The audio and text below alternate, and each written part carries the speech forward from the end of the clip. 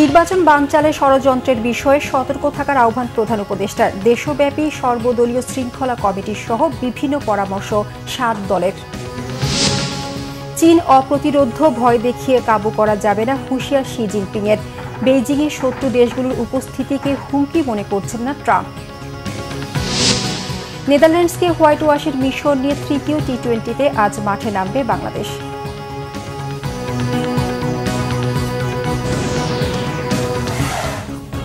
দেখছিলেন crown cement সংবাদ শিরোনাম। প্রধান উপদেষ্টা অধ্যাপক ডক্টর মোহাম্মদ ইউনূস বলেছেন, যারা অন্তর্বর্তীকালীন সরকারকে নির্বাচন পর্যন্ত যেতে দিতে চায় না, নানা রকম বাধা সৃষ্টি করছে তারা। নির্বাচন বানচালে ষড়যন্ত্রের বিষয়ে সবাইকে সতর্ক থাকার আহ্বান জানান তিনি। নির্বাচনের আগে আইন শৃঙ্খলা পরিস্থিতি সহ দেশব্যাপী সর্বদলীয় শৃঙ্খলা কমিটি সহ বিভিন্ন পরামর্শ দিয়েছেন আলোচনায় অংশ নেওয়া 7টি রাজনৈতিক দলের নেতারা। রুকনুজ্জামানের রিপোর্ট। উদ্ভূত রাজনৈতিক পরিস্থিতির মধ্যে বিএনপি, জামাত, এনসিপির সঙ্গে পরামর্শের পর এবার আরও 7টি রাজনৈতিক দলের সাথে মঙ্গলবার পরামর্শ বৈঠক করেন প্রধান উপদেষ্টা।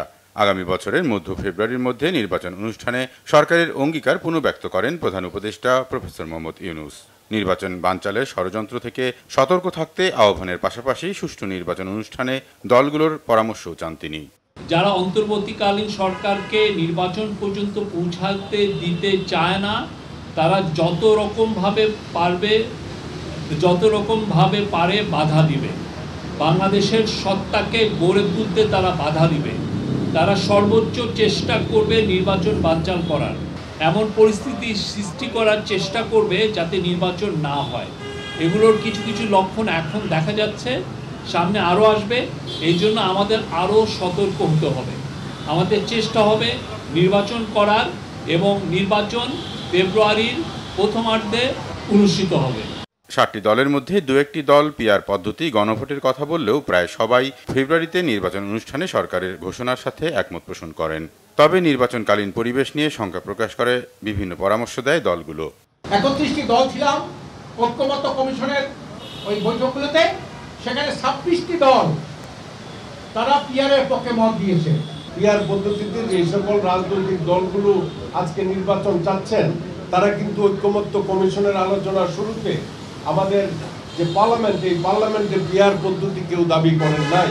আমরা মনে করছি যে পরিবেশের প্রশ্নটি নির্বাচন আয়োজনের ক্ষেত্রে সবচেয়ে গুরুত্বপূর্ণ প্রশ্ন হয়ে উঠবে, এবং এটাই একটা বড় বাধা হয়ে উঠবে। সব রাজনৈতিক দলগুলোকে নিয়ে একটা সমন্বিত কমিটি করার কথা বলেছি, যাতে স্থানীয়ভাবে আসন কেন্দ্রিক যতগুলো ঝামেলা হয়, যাতে সেখানে রাজনৈতিক দলগুলোর একটা ভূমিকা থাকে। আমরা স্পষ্টভাবে বলেছি, মাননীয় প্রধান উপদেষ্টা, আমাদের কাছে তথ্য আছে, জাপার কাঁধে ভর করে আপা ফিরে আসতে পারে। রাজনৈতিক দলগুলোর সাথে বৈঠকের পর আইন শৃঙ্খলা বাহিনীর হামলার শিকার গণ অধিকার পরিষদের সভাপতি নুরুল হক নুরুর স্ত্রী দেখা করেন প্রধান উপদেষ্টার সঙ্গে। এ সময় চিকিৎসার জন্য নূরকে বিদেশে পাঠানোর নির্দেশও দেন প্রধান উপদেষ্টা। রুকনুজ্জামান, বাংলা ভিশন, ঢাকা। গোপালগঞ্জের বলাকোড়ে গ্রামের পদ্মবিল জুড়ে ফুটেছে জলের রানী পদ্মফুল। সবুজ পাতার উপর গোলাপি ফুল দারুণ শোভা ছড়াচ্ছে। অপরূপ সৌন্দর্যের টানে ভিড় করছেন প্রকৃতিপ্রেমীরা। স্থানীয়দের পাশাপাশি দূর দূরান্ত থেকে আসা মানুষের পদচারণায় মুখর বিল এলাকা। গোপালগঞ্জ প্রতিনিধি মনোজ কুমার সাহার পাঠানো তথ্য ভিডিও চিত্রে বিস্তারিত।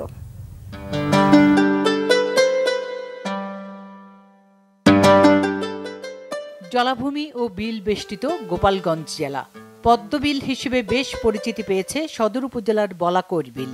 জেলা সদর থেকে মাত্র 14 কিলোমিটার উত্তর পূর্ব দিকে মনোরম এই বিলের অবস্থান।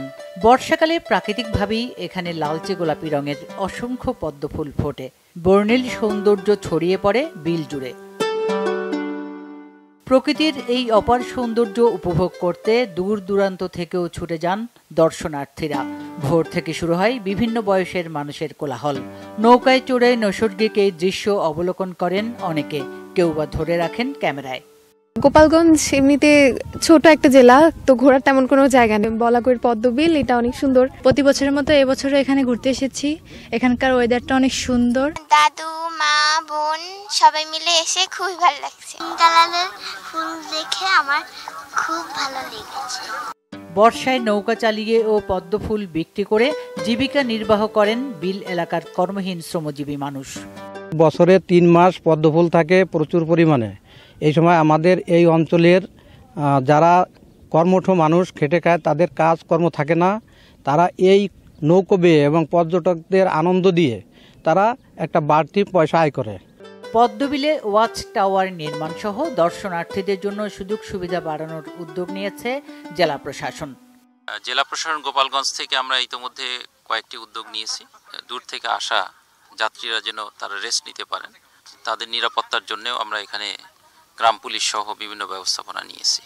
অপার সৌন্দর্যের ডালি সাজিয়ে ভ্রমণ পিপাসুদের জন্য অপেক্ষায় গোপালগঞ্জের এই Padmabil. Bangla vision news desk. BNP মহাসচিব মির্জা ফখরুল ইসলাম আলমগীর বলেছেন, পতিত শক্তি ভারতে বসেও দেশের গণতন্ত্রের বিরুদ্ধে চক্রান্ত করছে। বিএনপির উপর আঘাত এলে প্রতিরোধ করা হবে বলে তিনি হুঁশিয়ার করে দেন। বলেন, আওয়ামী লীগের মতো চার্টার দল হবে না বিএনপি। এদিকে ভোট ও গণতন্ত্র বিরোধী শক্তিকে জবাব দিতে নেতাকর্মীদের সজাগ থাকার আহ্বান জানিয়েছেন দলের স্থায়ী কমিটির সদস্য গয়েশ্বর চন্দ্র রায়। মোবাশ্বের আহমেদের প্রতিবেদন। বিএনপির ৪৭তম প্রতিষ্ঠা বার্ষিকী উপলক্ষে মঙ্গলবার বিকেলে ঢাকা মহানগর উত্তর বিএনপি আয়োজিত উত্তরা ১০ নম্বর সেক্টরে খাল পরিষ্কার কার্যক্রম উদ্বোধন অনুষ্ঠানে যোগ দেন বিএনপি মহাসচিব। এ সময় নেতাকর্মীদের উদ্দেশ্যে মির্জা ফখরুল বলেন, হাসিনা পালালেও ভারতে বসে দেশের গণতন্ত্রের বিরুদ্ধে চক্রান্ত করছে। তাদের পাতা ফাঁদে পা দেবে না বিএনপি। হাসিনা দেশ থেকে পালাইছে ঠিকই, কিন্তু শয়তানি ছাড়ে নাই। ওই ভারতে গিয়ে আবার শয়তানি শুরু করছে। অনেক গুজব চারদিকে, তাই না? গুজবে কান দেবেন না, কারণ গুজবই আমাদের মধ্যে বিভ্রান্তি সৃষ্টি করার জন্য আওয়ামী লীগ ওই ভারতবর্ষ থেকে সোশ্যাল মিডিয়ার মাধ্যমে সমানে গুজব ছড়াচ্ছে। আমাদের মধ্যে কোনো বিভেদ নাই। বিএনপি পতিত ফ্যাসিস্টের মতো আচরণ করবে না বলেও জানান দলের মহাসচিব। জিয়াউর রহমানকে ইরান যুদ্ধ রাখছিল, সেই যুদ্ধের মধ্যস্থতা করতে তাকে পাঠানো হয়েছিল জাতিসংঘে।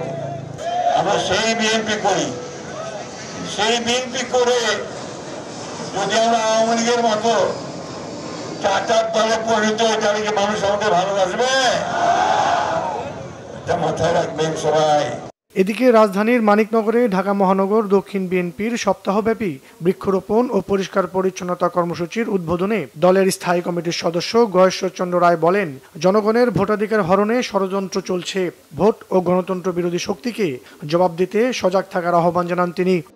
মাঝে মাঝে নানা ঘটনা দেখেন না, এটা হলো যে আপনাদের যে ভোটের অধিকারটা যাতে আপনারা না পান, ভোটটা যাতে না দিতে পারেন, তার মধ্যে একটা ষড়যন্ত্র আছে।